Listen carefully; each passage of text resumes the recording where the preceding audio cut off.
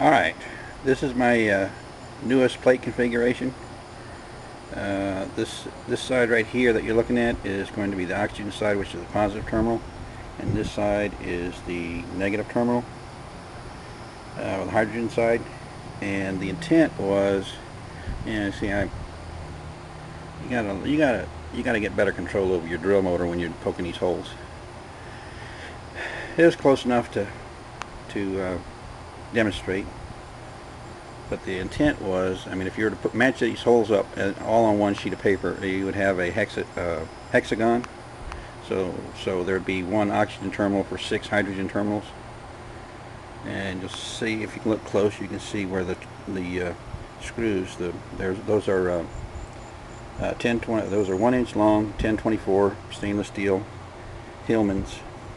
And I'm telling you what, the stainless steel, these screws are not very good quality.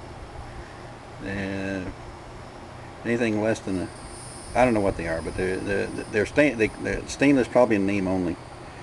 Yeah, I've tried to run it a time or two. This one I'm considering my this is a high amp unit right here. I could not I had to retire the old power supply, because even on the lowest setting it would draw 6 or 8 amps with the previous solution. So basically I brought out the big gun. This is my my 20 amp.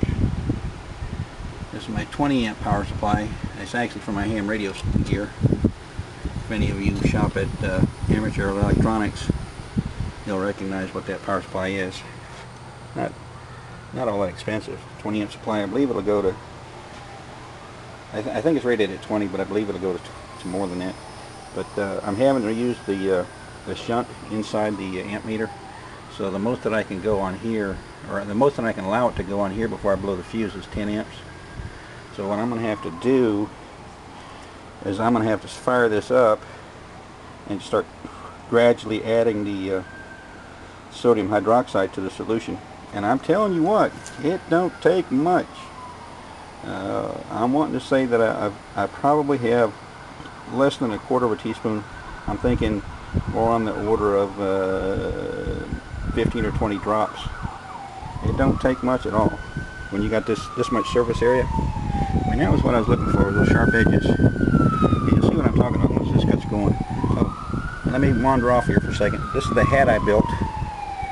And what it'll do is it'll sit down over the top of this.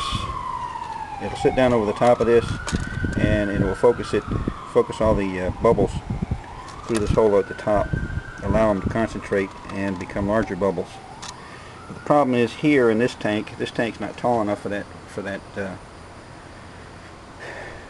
hat to sit on it, so I can't demonstrate that. Not effectively, anyways. But let me just show you what this looks like. Let me just stick it in here. I got the kilowatt set to watts, and it's in front of the let's cable up so you can see it. In other words, this power supply is getting drawn this electricity straight through this kilowatt, so you'll be able to see how many watts it's drawn total system, and I'll be able to demonstrate the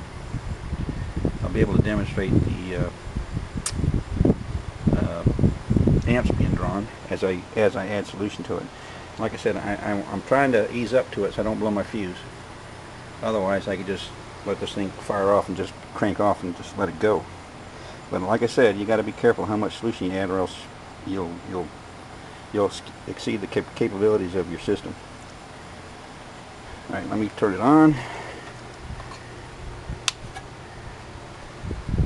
We're starting at 29 amps, 28 amps. I'm sorry, not amps, watts, excuse me. We're only drawing 1.34. So this solution already has a little bit of sodium hydroxide already in it. And this just gives you a basic idea of, well, I shouldn't do that. This will give you a basic idea of how that works.